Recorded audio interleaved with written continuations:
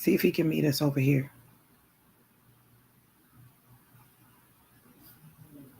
Hey, hey, you guys. Good morning. Good morning. Good morning. Good morning. Y'all, I got all the covers. Come on in. Come on in. Come on in. Come on in. It's Resurrection Sunday.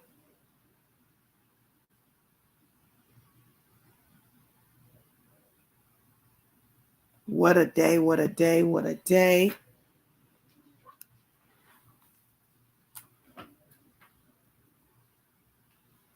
Great morning. Great morning.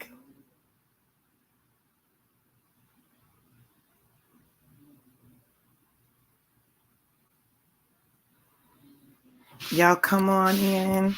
Make sure you share.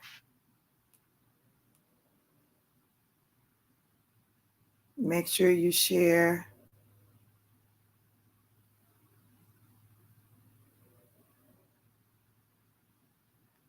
What a time. What a time. What a time. Where y'all at? Where y'all at? Where y'all at?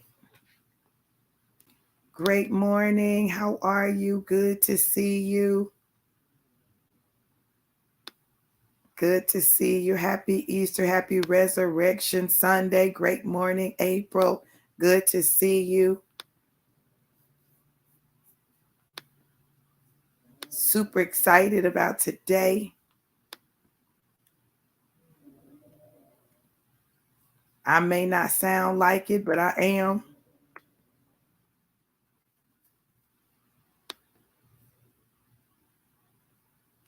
Oh my goodness, y'all. I'm so tired. Oh, good. Dog, I'm looking extra old. I need some more lighting, baby.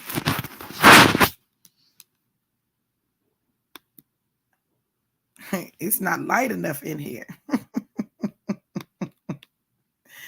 Oh my goodness. You all go ahead and share the broadcast. Share the broadcast. I'm going to share to these groups.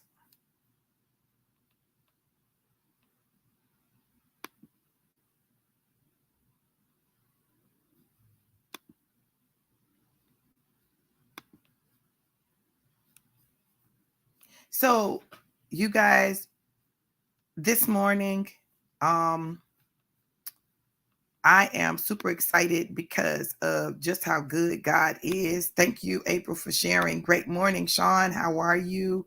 Good to see you, beautiful. I'm super excited about how good God is. There's some things that I could not say the other day that now I can say because now the cat is out of the bag. Hey, Miss Carolyn, how are you, gorgeous? I'm gonna have to do a whole transformation. Oh my God, why my face looks so fat? I look so tired. I'm having a challenge this morning. There you go. It's got to be higher. Y'all, listen. Yesterday was my mom's birthday. She turned 74 years old, and we had a party for her. She's in a nursing home, so we all went there. But the surprise that we had for her was that my daddy came. My daddy came, and it was the first time they'd seen each other since my conception. So it was important to him to show up to say thank you. Hey, Keisha, how are you? It's on the side, babe. Hey, Miss Farinda, how are you, gorgeous? Thank you, Keisha. Thank you. Thank you. She had a great time. She celebrated. She had her kids there. In fact, last year, all of us weren't there. This year, all of her children were there, and we did not get a picture. I am so mad, but we enjoyed each other. So she had all the kids. She had some of the grandkids. Angel number 133. She met my husband. She had met him this week. They talked on FaceTime, but they had not met in person. So they finally met in person. And she saw my daddy. So I've been telling y'all that this is a time for reconciliation. It's a time for the destruction, the destroying, the sacrificing of those things that are not like God, those things that have held you back, those things that have been in the way, so that you can get everything that God has for you. And literally, my daddy felt such a press to come, such a press to get to her, and to say thank you. Now, hey Wanda, how are you? Congratulations on your move. Some people would say, well, after all these years, why does that matter? One of the things that I've noticed about my daddy and his journey is my presence in his life activated some things, and he began to address some things and deal with some things. You hand me my makeup bag. I gotta do something because I can't take it. He began to address some things and do some things to go back and rectify some things that he needed to rectify from previous relationships. He just began to go back. Y'all, I gotta do this while I talk to y'all because I look too okay. So my mama was the last of his children's mothers that he needed to like have a conversation with. Well, they had a conversation, but it's not the same because of the context and the situation. So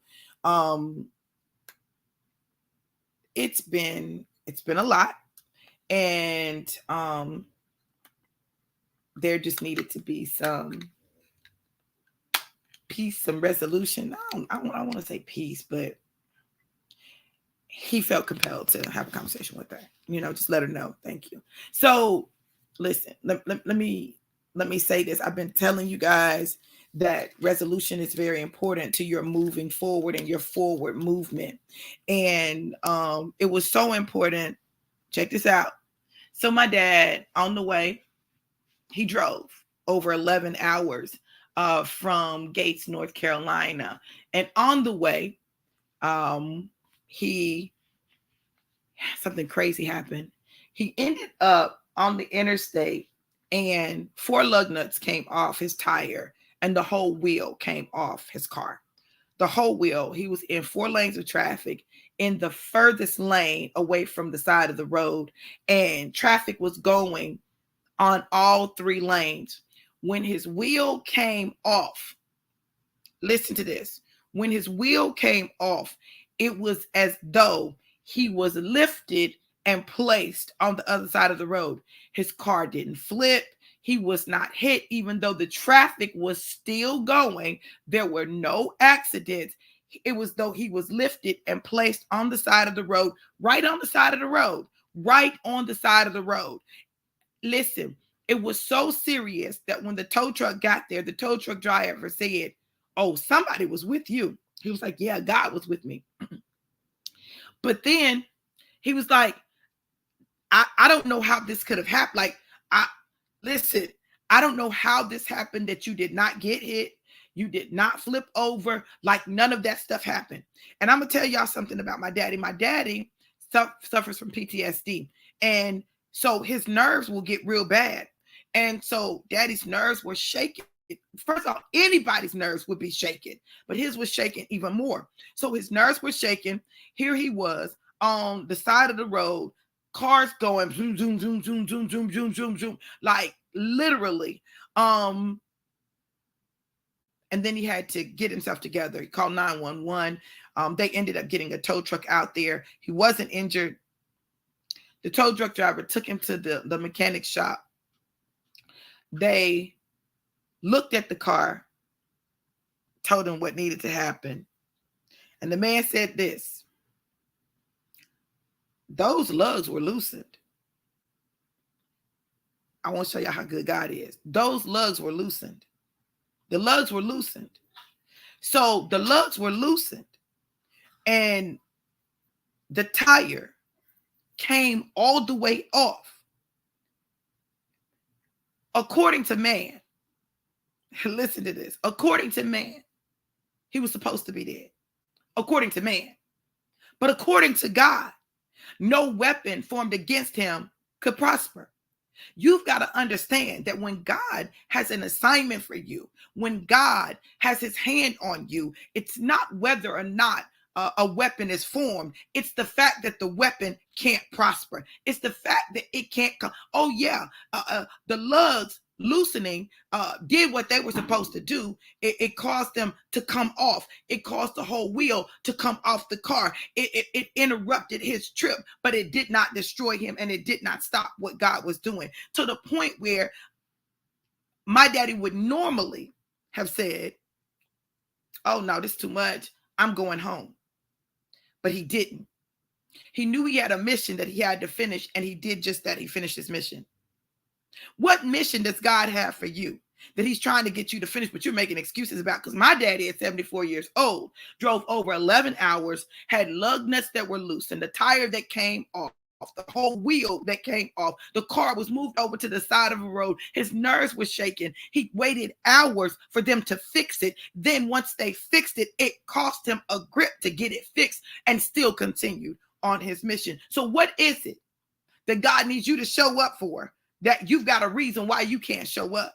Because my daddy still showed up at 74, making a trip that he normally would not take by himself. Period. A trip that he normally wouldn't take. Period. But he took it by himself, and he drove. Look, God is waiting for you to show up. He's waiting for you to show up. He's waiting for you to show up. He's just waiting for you to show up. And the beauty is this. Let me tell y'all something. Him showing up was bigger than he even knew. It was bigger than I could even imagine. God has been doing the way God has been moving and using our story, our situation, our experiences is an indication that God is doing what God ordains to do. And that is providing an example of what reconciliation looks like, an example of what forgiveness looks like, an example of what going through the storm looks like. Yes, baby. But God, right? Hey, Corey, how you doing? Great day, beautiful. Right, Corey. Yes, baby, we got to dig deeper when God has us on assignment. It's like playing football. My God, here we go. Y'all know me in sports, right? It's like playing football, and you out there and you're playing, but you don't have cleats on. But the grass is wet. You're not on turf. The grass is wet, but you don't have on cleats, right? Your shoes will be more likely to slip than they would if you had on cleats. Some of us are living our lives on assignment on wet grass with regular tennis shoes on, wondering why we slipping, wondering why we sliding, wondering why that's happening. Well, put some cleats on. Sometimes you got to know the nature of your assignment and what you need to wear for that particular assignment. We got to dig deeper. So here we go. People have heard the story. They've seen the lives. They know that, I discovered that my daddy who raised me wasn't my biological daddy. Okay, they know all that. So people, kind of know the situation. One of the residents at the nursing home said, well, I've heard stories. Because it's one thing people gonna definitely do. And what's that? Talk. They gonna talk. So, one of the things that I absolutely love about my daddy is he has this amazing gift to make everyone feel like the most important person in the world. Like, he doesn't meet strangers, and he makes everyone feel like they're the most important person in the world. And it was so funny to me because I'm watching him make these women in these wheelchairs feel like they're important, feel seen, feel heard. And it is a gift. It's a gift. It's a gift from God to be able to impact people's lives like that. It is a gift from God to be able to do that when you encounter people. That's a gift from God. But many times our gifts from God be the same things that get us in trouble. And I was watching him and I was thinking, because y'all, first of all, I had a ton of emotions. I had a lot of thoughts, a ton of emotions that was going on. And I'm watching him meet my siblings and my nieces and nephews. And I'm watching him meet everybody. And, he has just taken on a role. Like, I'm the only one of my siblings who still has their dad. I'm the only one of my siblings who still has their dad. And my daddy becomes everybody's daddy. Like, he becomes everybody's daddy, everybody's granddaddy. Like, that's just who he is. It's how he shows up. And it was so good to see people see my daddy and connect us. Add to that, it's the first time my family met my husband. And then y'all know what they said. This was the kicker. What they say, baby? What they say? We got this so many times. I got this so many times. I'm like, they're like, what?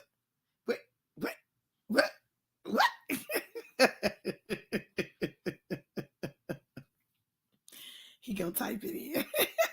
He gonna type it in for y'all. Listen. He gonna type it in. I said, oh my God. Absolutely. Good morning, Sissy. Happy Resurrection Sunday. They talking about you married a man that looks just like your dad. They were coming in, they was trying to figure out, okay, wait a minute. Which one is the daddy? Which one is the husband? And I did. Actually, my husband to me is a combination of my daddy that raised me and my daddy. He's like a cross between the two. Yeah. God did that. God did that. Right. But it was just an amazing time. And y'all, when we got here, it's so funny because I was so tired. I was so exhausted with everything that had gone on. I went to sleep. I done left my husband and my sister up. They playing spades, honey. They trying to see who won, L. Me, of course. Now my husband talked all this trash about his spades playing, but my sister done whooped him. She got a whole 10 on it. My baby said, I'm a double portion. Yes, you are, baby. You are absolutely a double portion. I couldn't ask for more or better. Okay. Just to see how my husband like fits in with my family, just blends in, and he trying to figure out who everybody is and match the siblings with the kids and the kids with the grandkids and the siblings with the grandkids. He talking about she won with a 51 card deck. My phone. It's over there. Mine is on it. Tell him to hand you mine and you hand me mine and you can plug yours up. So it's been an amazing trip, but we had to show up. We had to show up. Daddy had to show up. Even though there was, the whole situation with this will coming out, he had to show up. He had to meet my sister. My sister was so excited. Sissy, how did you feel meeting Daddy in person for the first time? She talking about it was all right. That ain't what she said yesterday. Oh my goodness. I can't believe I get to see you in person for the first time. Now she's talking about it was all right. But I done woke her up. Just know this, that what God is doing in this season of your life requires you to show up. You got to show up.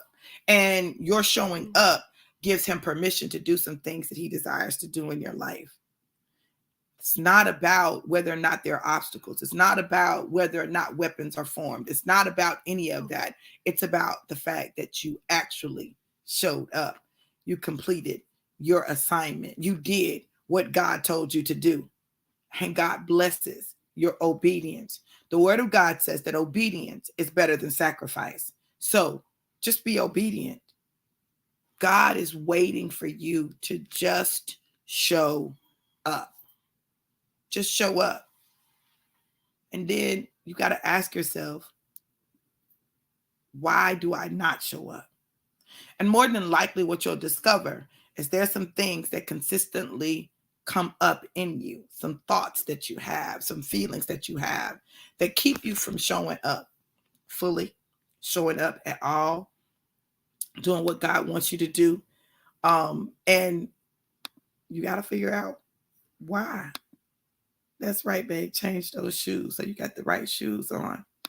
And understand that once you understand why you're not showing up, once you understand why it's so challenging for you, once you understand that everything else makes sense, it's a good Resurrection Sunday. And Jesus got up so that we could get up. So get up. Look, you all, tomorrow I start the 6 weeks, the No More Sabotage 6 week supercharge. You need to be there, be in the place, be in position, be there so God can show you what you need to do and how you need to do it. Now, how do you get there? Go to bit.ly/No More Sabotage, No More Supercharge 1, bit.ly/No More Supercharge 1, and register for the class so that you can get what you need to assist you on the journey. Wanda said, may God continue to bless you with your words of empowerment to everyone. Thank you so much, Wanda. I appreciate that. You all, what I know is it's my assignment to show up. It's my assignment to show up when I'm out of town. It's my assignment to show up when I'm tired. It's my assignment to show up when I'm sick. It's my assignment to show up. I had to make a decision to get up and show up for this. You know, we've got service at 9:30 a.m. Eastern Standard Time. We still got to get to my son in Bowling Green. So I've got stuff I've got to do, but I've got to show up. So show up so that God can show out in your life. He's looking for you. He's waiting on you. You know, and if you're not sure what's keeping you from showing up in your life, if you're not sure what's keeping you from moving forward, progressing forward in your life, sign up for the No More Supercharge. Okay, the No More Sabotage 6 week supercharge, and it will assist you in identifying those things and moving them out of the way. Go to bit.ly/No More Supercharge 1. Listen, and if you want to sow a seed, you can go to Cash App $DRV Johnson 777, Cash App $DRV Johnson 777, and watch what God does. You know, every harvest requires a seed. Look, I know this. I love you guys to life and life more abundant. Have an amazing, incredible, and epic day. You guys be blessed.